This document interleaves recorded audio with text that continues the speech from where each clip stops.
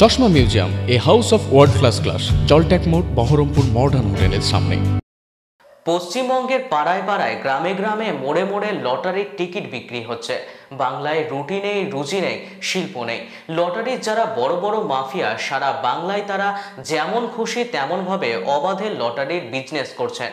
কোনো লাইসেন্স নেই তাদের কাছে, বিনিময়ে সরকারকে মোটা অঙ্কের টাকা দিচ্ছে। বহরমপুর জেলা কংগ্রেস কার্যালয় থেকে সাংবাদিক বৈঠক করে এমনই অভিযোগ করলেন অধীর রঞ্জন চৌধুরী। পাশাপাশি ট্যাব দুর্নীতি নিয়ে রাজ্য সরকারকে কাঠগড়ায় তুললেন অধীর রঞ্জন চৌধুরী। ভারতবর্ষে কয়েকটা রাজ্যে লটারির যে প্রচার এবং প্রসার এবং লটারির যে আকার আয়তনের শ্রীবৃদ্ধি, তার পিছনে, তার মধ্যে একটা রাজ্যের নাম পশ্চিমবঙ্গ। আজকে পশ্চিমবঙ্গের গলিতে গলিতে, পাড়ায় পাড়ায়, গ্রামে গ্রামে, মোড়ে মোড়ে লটারির টিকিট বিক্রি হচ্ছে। কেন? যারা লটারির টিকিট বিক্রি করছে তারা ভাবছে টিকিট বিক্রি করে আমার সংসার চলবে, আর লটারির টিকিট যারা কাটছে তারা হচ্ছে লটারি পেয়ে আমার আগামী দিনে আমার সংসারকে সচ্ছল সম্পন্ন করবার ব্যবস্থা হবে। বাংলায় রুটি নেই, রুজি নেই, শিল্প নেই। বেকার যুবকরা ভাবছে, অভাবী মানুষ ভাবছে লটারির টিকিট কেটে যদি ভাগ্যের দৌলতে বড় হতে পারি, তাই লটারির টিকিটের কেনা বেচা বন্ধ নেই। পশ্চিমবঙ্গে যারা বাইরে থেকে লটারির টিকিট বিক্রি করছে, এখানটাই বড় বড় ডনরা, খোঁজ নিয়ে দেখুন। ইলেকটোরাল বন্ড বলে একটা কথা আছে না, যে কোন পার্টির ফান্ডে কত টাকা চাঁদা পড়েছে, তাতে সেই তথ্য যদি খুঁজে বার করে দেখবেন, এই যে বাইরে থেকে যারা লটারির বড় বড় ডন, লটারি যারা বড় বড় কালওয়ার, লটারি যারা বড় বড় মাফিয়া, তারা এই পশ্চিমবঙ্গে অবাধে লটারির ব্যবসা করছে। লাইসেন্স নেই তাদের, তাদের কোনো উপরে নিয়ন্ত্রণ নেই। তারা যেমন খুশি তেমন ভাবে সারা বাংলা জুড়ে লটারির টিকিট বিক্রি করবার সুযোগ পাচ্ছে, বিনিময়ে সরকারি দলকে টাকা দিচ্ছে। আমি আমার মন থেকে কথাটা বলছি না, অভিযোগ থেকে বলছি না। ইলেকটোরাল বন্ড, কোন পার্টিকে কত টাকা চাঁদা দেওয়া হয়েছে, সুপ্রিম কোর্টের নির্দেশে সেই তথ্য যদি বার করে দেখবেন, লটারির যারা বড় বড় মাফিয়া, তারা তৃণমূল পার্টিকে কত টাকা দিয়েছে। সব থেকে বেশি তৃণমূল পার্টিকে দিয়েছে তারা টাকা। বিজেপি তৃণমূল মিলিয়ে এই লটারির ধান্দায় যারা বড় বড় মাফিয়া আছে, তাদের কাছ থেকে সব থেকে বেশি চাঁদা জমা পড়েছে পার্টি ফান্ডে, তার নাম তৃণমূল আর বিজেপি।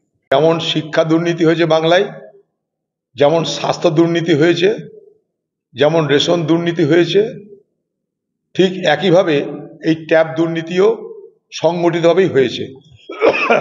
সরকারের ভেতরের লোকজন ছাড়া, সরকারি দলের যোগাযোগ ছাড়া, খবরাখবর ছাড়া, সরকারি দলের মদত ছাড়া এত বড় দুর্নীতি হতে পারে বলে আমি মনে করি না। ট্যাবটা করাই হয়েছে এই দুর্নীতি করার জন্য। 10,000 টাকা কেন? 10,000 টাকার পরিবর্তে ট্যাব কেন কিনে দেওয়া হয়নি? যদি আজকে ট্যাব কিনে দেওয়া হতো, তাহলে কিন্তু আজকে এই দুর্নীতির প্রয়োজন হতো না, বা এই দুর্নীতি হওয়ার সম্ভাবনা থাকতো না। পশ্চিমবঙ্গের সরকার কেন টাকা দিতে গেল, টাকা দেওয়ার মধ্য দিয়ে এই দুর্নীতিকে কেন প্রশ্রয় দিতে গেল, এর একটা বিস্তারিত তদন্ত হওয়া উচিত বলে আমি মনে করি। বাংলায় আর 5টা যেমন দুর্নীতি প্রতিদিন আমরা দেখতে পাচ্ছি, সেই রকম এটাও আরেকটা দুর্নীতি মাত্র। এই বাংলার দুর্নীতিতে এ বাংলায় ক্রমশ একের পর এক ঘটনা যেভাবে প্রকাশ পাচ্ছে, এই দুর্নীতি যে লম্বা লাইন, এই লাইন এখন শেষ হবে বলে মনে হয় না। জানতে পারছি তাই হয়তো বুঝতে পারছি, খবর পাওয়া যাচ্ছে তাই হয়তো আমরা জানতে পারলাম, কিন্তু আমাদের চোখের বাইরে, আমাদের জানার বাইরে, আমাদের শোনার বাইরে আরো কত দুর্নীতি বাংলা জুড়ে চলছে, সেটা ভেবে আমি অবাক হচ্ছি। কারণ কদিন আগেও কিন্তু এই ধারণাও আমাদের হয়নি যে ট্যাব দুর্নীতি হবে। আজকে কি দেখছি? আবাস দুর্নীতি, 100 দিনের কাজের দুর্নীতি, শিক্ষা দুর্নীতি, স্বাস্থ্য দুর্নীতি, রেশন দুর্নীতি। কোন দিকে যাবে মানুষ? বাচ্চা বাচ্চা ছেলে মেয়েদের ট্যাব, সেটাও চুরি বাটপারি করে দিচ্ছে। এই ট্যাব টাকা দেওয়ার মধ্যে দিয়ে কিন্তু দুর্নীতির শুরুয়াত হয়েছে। বলছি তো, পরিষ্কার পরিচ্ছন্ন সরকারি দলের মদত, প্রশাসনের মদত ছাড়া এত বড় দুর্নীতি হতে পারে না। যত তদন্ত গভীরে যাবে তত দুর্নীতির গন্ধ আরো আমরা সবাই অনুভব করতে পারবো। এটা ছোটখাটো দুর্নীতি নয়, এবং এই দুর্নীতিটার মূলে রয়েছে ট্যাব একটা একটা কি বাচ্চাদের ছেলে মেয়েদের শিক্ষার জন্য ট্যাব একটা ইলেকট্রনিক গ্যাজেট বা ইলেকট্রনিক একটা আইটেম। সেই ইলেকট্রনিক আইটেম কিনে কেন তাদের হাতে দেওয়া হলো না? টাকার মাধ্যমে কেন দেওয়া হলো তাদের? কই সাইকেলের জন্য তো টাকার মাধ্যমে সাইকেল কিনে দেওয়া হয় না?